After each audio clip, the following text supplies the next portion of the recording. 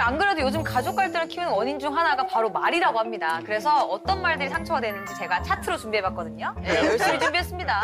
자, 먼저 부모님이 자녀에게 하는 말 중에 가장 스트레스가 되는 말은 바로 이겁니다. 또 어딜 나가? 너무 그거 매일인데. 이거 뭐 보통 그래요? 일이 아니죠. 이 말이 왜 잔소리죠? 이거 코로나 때문에 걱정돼서 너 풀어내서 클럽 하는 가는 거 말이야. 아니지? 너 그만. 아니 이런 걱정할 수 있는 거잖아요. 자, 근데 요새 이제 등교하기 시작했잖아요. 그렇죠. 네, 조금씩. 네.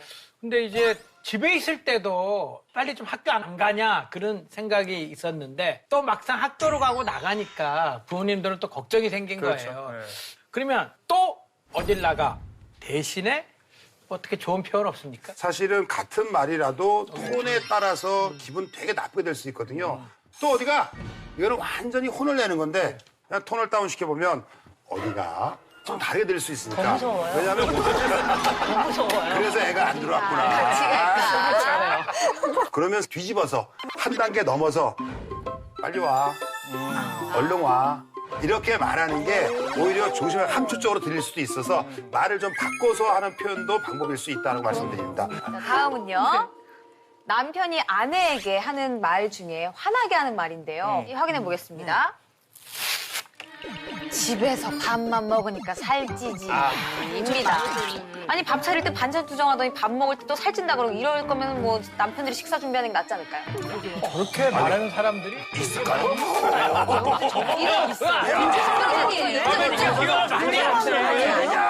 아니요, 있어요. 진짜 정말로요? 있어서. 아, 있어요? 그 아내분들이 와서 그 말 때문에 이혼을 하겠다는 분들 중에 흔히 하는 말이 그래요. 넌 밥 벌어지니? 집에서 밥만 먹니? 살만 찌니? 이런 얘기를 진짜 한다니까요. 그거는 60, 70대 이후. 아니에요. 그래서 지금도 그 얘기들을 하셔서 아내분들이 좀 극한 와서 상황에 가는 분들 아니에요. 아니에요? 펑펑 울면서 그 얘기들을 아니면 하고요. 살기 싫거나. 그런 얘기를 해요. 이런 샤워지 밑에서 자라가지고 내 남편이 그렇다고 와서 말하시는 분들이 굉장히 많아요.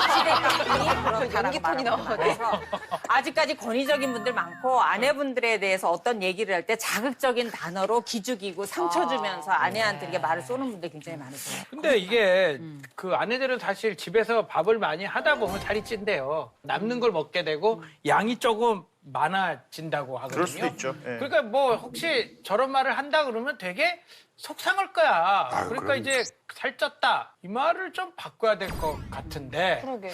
어떻게 바꾸면 좋을 것 같아요? 일단은 아까 나왔던 그 말을 하시는 분들은 거의 자살행위고요. 그렇죠. 오히려 좀 이렇게 바꾸면 어떨까요? 당신은 뉴런에서 말초신경까지 매력이야. 첫 얘기를 참아할 수는 없고요. 사실은 저희 남편이 제가 그전에 다이어트를 좀 해가지고 살에 대해서 조금 예민한 편이에요. 예민한 편인데 저희 남편이 늘 저한테 하는 얘기가 있습니다. 요새 이렇게 안아보면 두껍다가 아니라 약간 높아진다 이런 얘기를 해요. 팔이 짧다 뭐 이런 얘기를 하긴 하거든요. 근데 그런 얘기도 들으면 굉장히 기분 나쁘거든요. 그럼 어떻게 되겠어요? 맞죠. 저한테 등짝을 그냥 뭐 그거도 맞죠. 세게 주셔가지고. 그러니까 그 집안이 하수야. 우리 살고 집은 싶지 제가 않나 체중이 보다. 불었다 하면 그렇게 표현을 안 해요. 아니 나 좀 많이 찌지 않아서 맞는 옷이 없어. 그럼 무슨 얘기야. 옆집에 철수 엄마 바바이 굴러가잖아. 당신은 거기에 비교를 해줘야 되거든요. 동급 최강이야.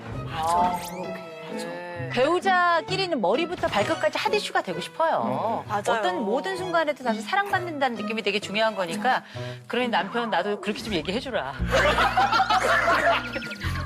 이번에는요.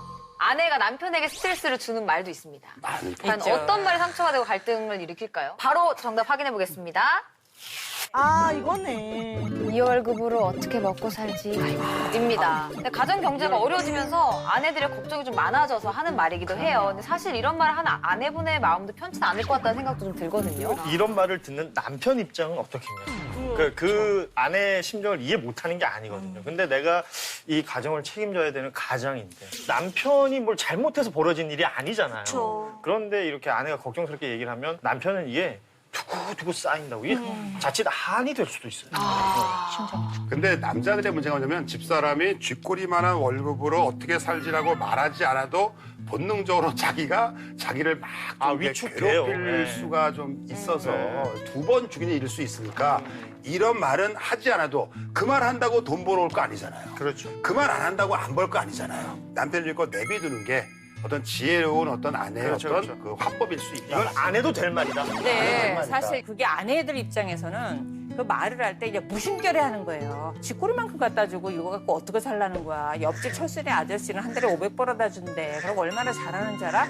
그냥 넋들인데 남자들은 이게 빚으로 가서 꽂히는 그렇죠. 거죠. 이게 빚으로 꽂히는 거여서 그래. 돈이라는 게 부부를 잘 살게 해줄 수도 있지만 한 방에 깰 수도 있다. 이런 부분을 생각한다라고 하면 코로나 시기에 일시적으로 수입이 적어지는 부분 때문이라면 최소한 아내분들이 이 말은 하면 안 돼요.